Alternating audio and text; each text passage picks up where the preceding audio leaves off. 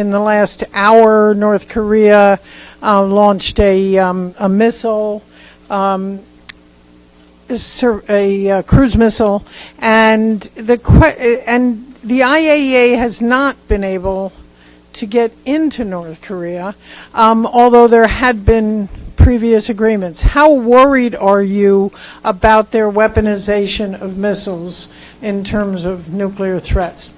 I think this is a continuity in the sense, not in the good sense, but in the sense that the program there continues apace. We have been reporting about this. We have been reporting about the increased enrichment capabilities, reprocessing capabilities, new facilities being constructed, not only at the traditional Yongbyon compound, as we know it, but in other places.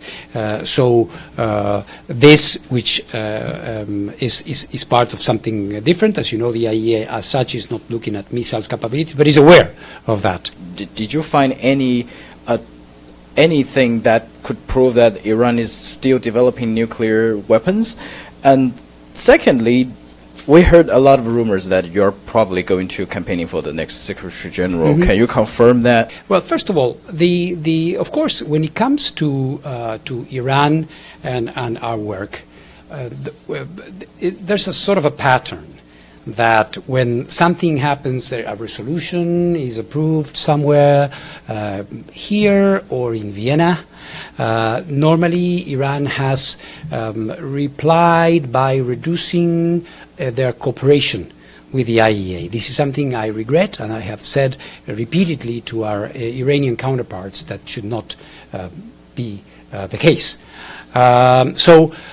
Really, and this is again a case where the snapback was activated, if we can call it like that. Iran responded by saying that they would be looking at the cooperation with us. I should say, however, that they reiterated their disposition, the willingness, and their conviction to remain within the regime, the non-proliferation regime. Of course, there's a lot that could be said in terms of the real cooperation, but I think it's a very wise step to say we do not leave the NPT. You said whether we have any knowledge that they are continuing to develop nuclear weapons. No, they are not, and they were not. I want to be very clear on this, because we are often misquoted about this, and people say that we say things that we never said. Right on the contrary. Whereas we have said, and I repeat it today, that the cooperation has not been as forthcoming as it should be. We said in our last report, in our June report, that is often mentioned as something of a trigger for things that happen. In that report, for those who care to read it, which would be perhaps an interesting thing to do before talking about a report, we said clearly that Iran did not have a program. But that's that. On the other thing, yes, I will be a candidate for the position of Secretary General. It's not secret, and I think it shouldn't be. We are not inspecting the stricken sites, Natanz, Isfahan, and Fordow, to be very, very clear.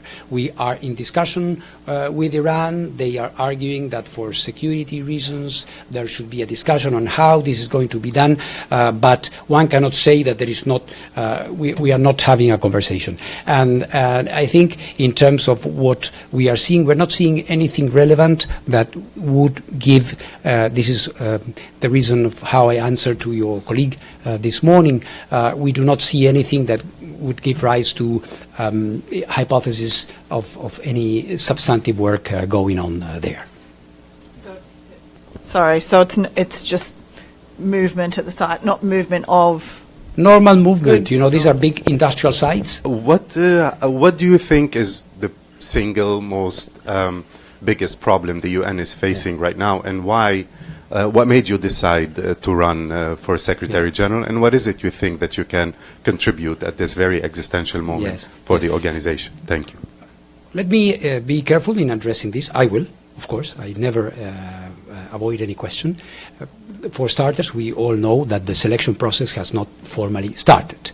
And and we respect the decisions of the General Assembly and the Security Council, which will be reflected in a joint letter, which is about to be issued jointly, as we know, by the President of the General Assembly and the President of the Security Council. So at that moment, we will have a moment for a detailed discussion. But let me say, without getting into something which is, more specific, two things. I would say that I think we all agree that the United Nations needs change. And do you think that the Israeli strikes on Iran have set back the relationship with Iran and the IAEA when it comes to inspections, and now where we are with the snapback and all of that? Well, yeah, I would say the damage that has been done on the nuclear infrastructure at these three sites has been very considerable. It's not me saying we have come to our own conclusion,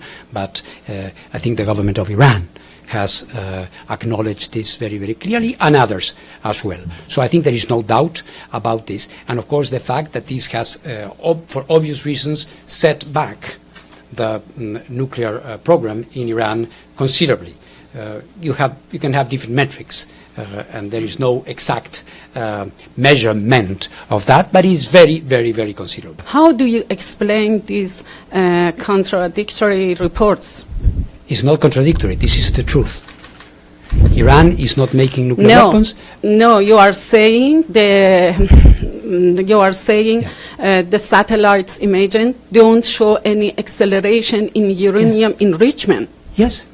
Yes. Yeah. And there is none.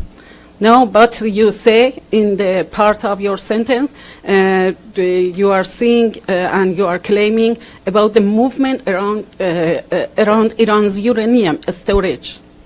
No, madam. I think you are misquoting me. There is, like I was replying to one of your colleagues before, these are big industrial sites where there is movement, there is activity going on. A quick follow-up on Zaporizhzhia nuclear Yes. power plant. How do you assess the security situation at the power plant? Is it getting better? The situation continues to be very, very serious.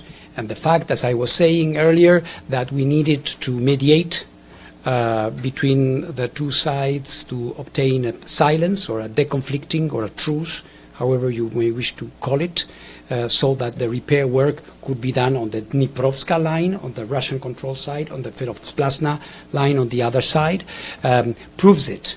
All right? So we are still in a moment where military operations continue to be carried out there. So much so that you need to